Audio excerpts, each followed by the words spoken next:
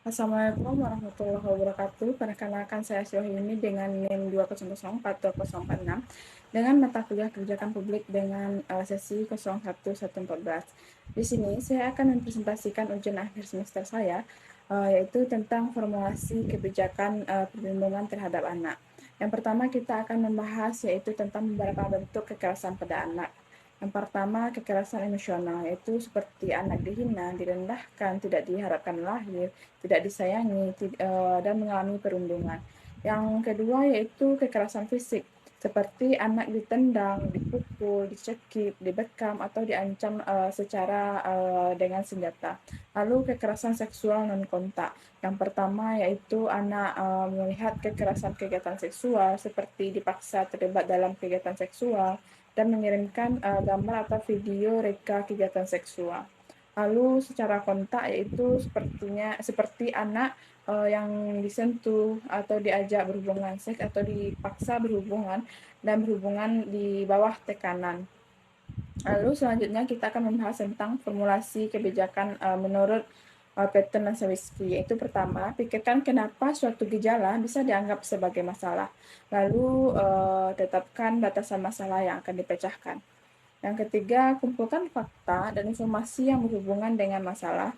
Lalu yang keempat, rumuskan tujuan dan sasaran yang akan dicapai.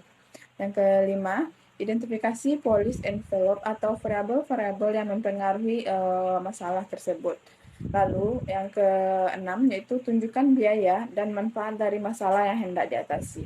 Lalu yang terakhir yaitu rumuskan masalah kebijakannya dengan baik. Lalu menurut proses perumusan kebijakan secara umum dapat digambarkan secara sederhana, yaitu munculnya isu kebijakan atau isu kebijakan dapat berupa masalah atau kebutuhan masyarakat dan atau negara yang bersifat mendasar, mempunyai lingkup cakupan yang besar, dan memerlukan peraturan pemerintahan. Yang kedua yaitu setelah pemerintah menangkap isu tersebut, perlu dibentuknya tim perumus kebijakan yang terdapat atas pejabat birokrasi terkait dan ahli kebijakan publik. Yang ketiga yaitu setelah terbentuknya rumusan draft no atau kebijakan yang didiskusikan bersama forum publik, maka hal yang selanjutnya dilakukannya itu draft one atau draft satu, yaitu didiskusikan dan diverifikasi dalam confusion atau group discussion yang melibatkan dinas atau instansi terkait, yaitu seperti pakar kebijakan dan pakar dari permasalahan yang akan diatur. Lalu yang selanjutnya tim perumus merumuskan draft 2 atau yang selanjutnya yaitu merupakan draft final dari kebijakan. Lalu yang terakhir yaitu draft final ini kemudian diserahkan oleh pejabat berwenang atau untuk kebijakan undang-undang di bawah proses legislasi yang secara perundang-undangan telah diatur dalam Undang-Undang Nomor 10 Tahun 2004, yaitu tentang khususnya pasal 17 dan seterusnya.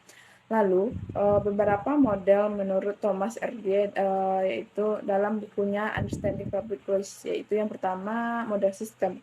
Model sistem merupakan pengembangan dari teori sistem David Einstein, di mana menurutnya bahwa suatu kebijakan tidak mungkin berwujud dalam ruang vakum, tetapi ini menjadi suatu kebijakan oleh karena interaksinya dengan lingkungan sekitar. Kebijakan yang ditawarkan oleh model ini adalah formulasi kebijakan yang berangkat dari output suatu lingkungan atau sistem yang tengah berlangsung. Lalu yang kedua yaitu model elit.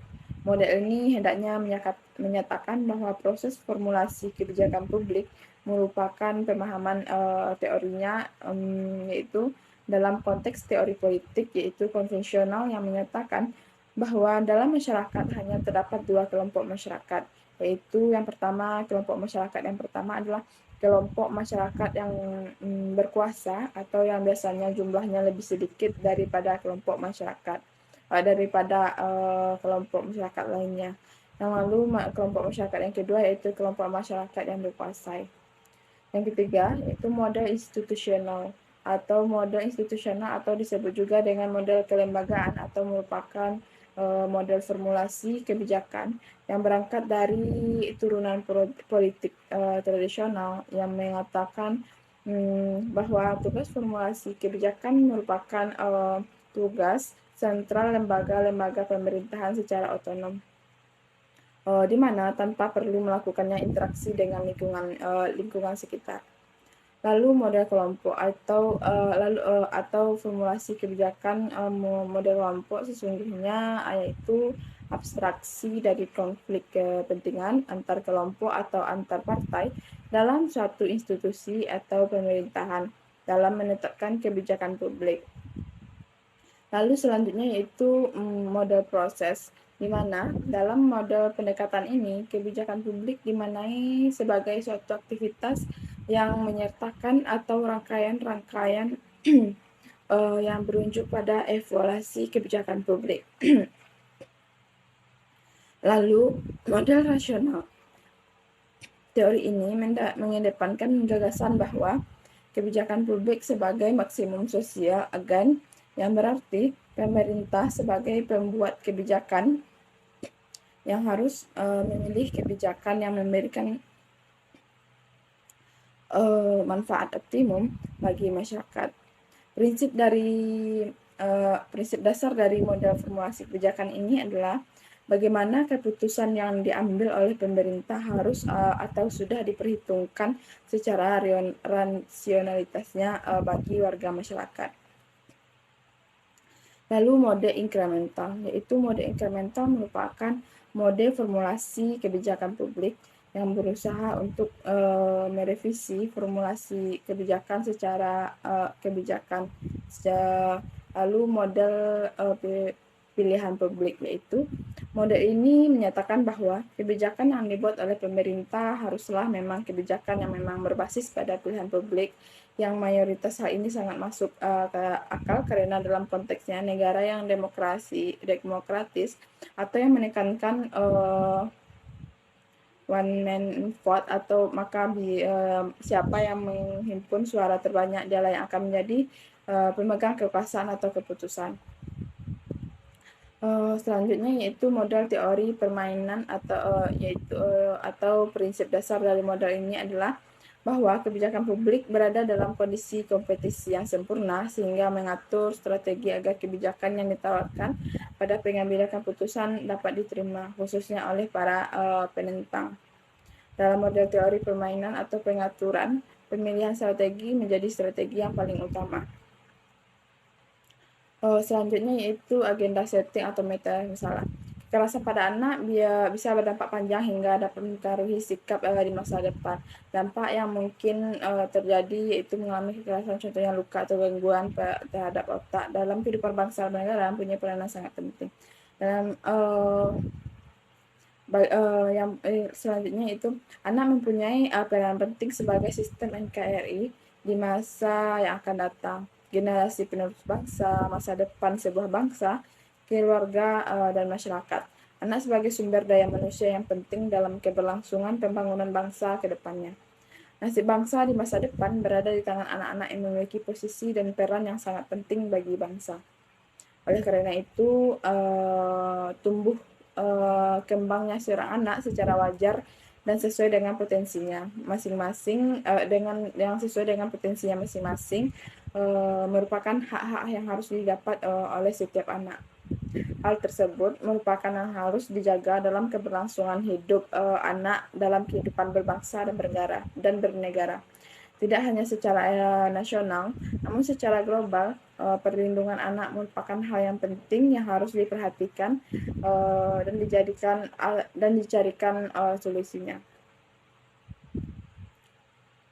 Indonesia merupakan salah satu negara yang memiliki tingkat perlindungan yang rendah terhadap anak.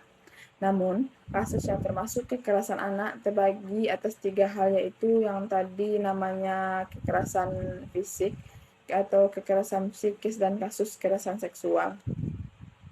Selanjutnya yaitu salah satu contoh kasus terhadap kekerasan anak yaitu di Kota Priaman. Kasus kekerasan terhadap anak pada tahun 2002 meningkat di Kota Priaman. Tahun 2001 lalu hanya 26 kasus, namun sekarang 23 kasus. Menurut RSPA Pariaman, yaitu Fatmiyati Kahar. Dari banyak kasus yang beliau tangani di Kota Priaman, kekerasan terhadap anak adalah perkara yang paling mendominasi ketimbang perkara lainnya. Ungkap Fatmiyati pada sumber kita ID pada tanggal 19 bulan 12 2022. Lebih lanjut dikatakannya penyelesaian kasus kekerasan terhadap anak ada dengan cara mediasi atau kekeluargaan. Sedangkan yang berlanjut karena hukum hanya 7 kasus. Faktor yang mendominasi terjadinya kasus tersebut disebabkan karena kurangnya pendidikan serta ekonomi, sehingga cenderung terlibat atau menjadi korban dari kekerasan, kata beliau. Sementara itu, Menteri Pemberdayaan Perempuan dan Perlindungan Anak atau PPA Bintang Pusyoga pada saat berkunjung ke Priaman, beliau mengatakan bahwa sepanjang kasus kekerasan tidak dilaporkan, maka kasus itu akan berulang lagi. Beliau mengatakan kita tidak akan pernah mendapatkan keadilan kepada korban dan tidak bisa memberikan efek jerah kepada pelaku jika tidak dilaporkan. Inilah yang terus kita dorong atau ungkap beliau. Dikatakannya juga kasus tersebut tidak hanya meningkat di Priaman saja, melainkan seluruh kawasan di Indonesia. Maka dari itu menjadi tanggung jawab kita semua, tidak hanya pemerintah saja, pihak keluarga, guru dan semua elemen harus terlibat dalam meningkatkan kasus tersebut. Lalu faktor pendidikan yang menjadi penyebab dari kasus kekerasan yaitu pendidikan yang kurang yang dialami oleh masyarakat, yaitu sebagian besar disebabkan oleh faktor ekonomi. Faktor ekonomi yang dimaksud yaitu kurangnya kondisi finansial, kurangnya kondisi keuangan menyebabkan orang cenderung untuk melakukan kejahatan demi memenuhi kebutuhan. Selain faktor ekonomi, yang menjadi penyebab dari kekerasan terhadap anak yaitu merupakan faktor sosial, juga menjadi penyebab utama dalam penyebab kekerasan yang menimpa anak. Namun, faktor keadaan sosial yang buruk juga dapat dialami oleh orang yang memiliki keadaan ekonomi dan pendidikan yang baik. Kondisi ini bisa terjadi jika seseorang tidak dapat menyaring berbagai macam informasi yang didapatkan. Lalu, formulasi yang saya simpulkan dari meta masalah atau agenda setting yang terdapat pada video ini yaitu yang pertama yaitu harus meningkatkan koordinasi dan kerjasama antara lembaga pemerintahan agar tidak terjadi kesalahpahaman dalam melakukan tugas dan dapat memberikan hasil yang maksimal untuk melayani masyarakat dengan sebaik mungkin. Lalu yang kedua yaitu meningkatkan kinerja dari pusat pelayanan terpadu agar semua kecamatan di Kota Pariaman dapat memiliki pelayanan yang maksimal, yang semaksimal mungkin dalam pemberian penyuluhan kepada masyarakat dan juga sebagai tempat pengaduan dan pelaporan dari masyarakat. Lalu yang ketiga yaitu perlu adanya kerjasama yang baik antara pemerintah dengan masyarakat untuk mengurangi tingkat kekerasan terhadap anak yang terjadi di Kota Pariaman. Sekian presentasi dari saya. Terlebih dan terkurang saya mohon maaf. Saya akhiri dengan Assalamualaikum warahmatullahi wabarakatuh.